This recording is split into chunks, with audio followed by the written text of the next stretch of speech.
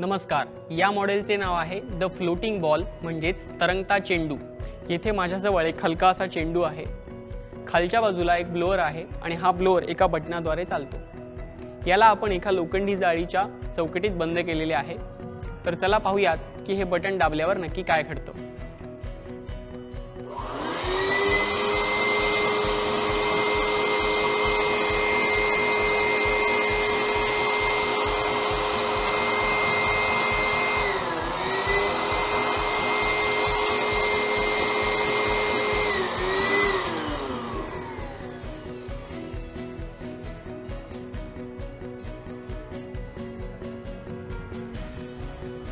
तर आपण पाहिलं की ब्लोअर चालू केल्यावर हवेचा जोरदार प्रवाह चेंडूला वरच्या दिशेने ढकलतो।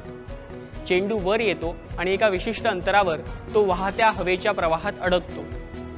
मी ही संपूर्ण जाळी तिरपी केली होती तरी देखील हा चेंडू खाली पडला नाही। याचे कारण असे आहे की जेव्हाही एखाद्या क्षेत्रात हवेची गती वाढते तेव्हा तिचा दाब कमी होतो।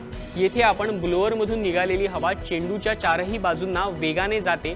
याचे कारण असे आहे की जेव्हाही एखाद्या क्षेत्रात हवेची गती वाढते तेव्हा तिचा दाब कमी होतो। येथे पण ब्लोअर मधून निघालेली हवा चेंडूच्या चारही बाजूंना वेगाने जाते आणि म्हणून चेंडूच्या पृष्ठभागाजवळील क्षेत्रात हवेचा दाब कमी होतो। त्यामुळे चारही बाजूंनी हवा आत शिरण्याचा प्रयत्न करते आणि म्हणूनच या चेंडूला चारही बाजूंनी आधार मिळतो व हा पडत नाही।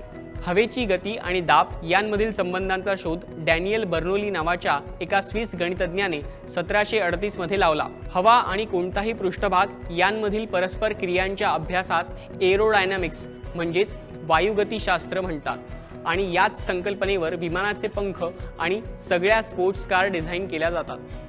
तर आशा करतो की तुम्हाला हे मॉडेल नक्कीच आवडले असेल। पुन्हा भेटूयात अशाच मजेदार संकल्पनेसह। धन्यवाद।